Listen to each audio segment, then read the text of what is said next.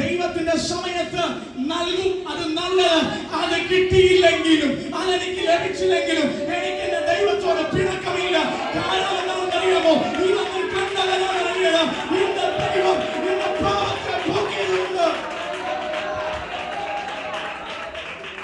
എന്റെ ദൈവം എന്റെ പാപത്തിന്റെ മറുപടിയായിട്ടുള്ളതുകൊണ്ട് ഞാൻ എന്റെ കർത്താവിനെ സ്തുതിക്കുന്നു.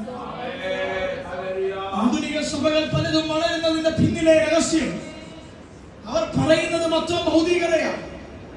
അവർക്ക് ഈ ലോകത്തിലെ ചിലരൊക്കെ വെച്ച് കാണിച്ചിട്ട് പറയുക, വാ ഒന്നെടുത്തു കൊണ്ടുപോകും, രോഗസൗഖ്യമോ വാ വന്നു കൊണ്ടുപോയിക്കൊള്ളുക, ഭവനത്തിന്റെ നിർമ്മാണമോ വാ വന്നു കൊണ്ടുപോയിക്കൊള്ളുക, നിങ്ങളുടെ ഏത് സാഹചര്യമോ ബിസിനസിന്റെ തകർച്ചയോ വാ വന്നു കൊണ്ടുകൊള്ളുക.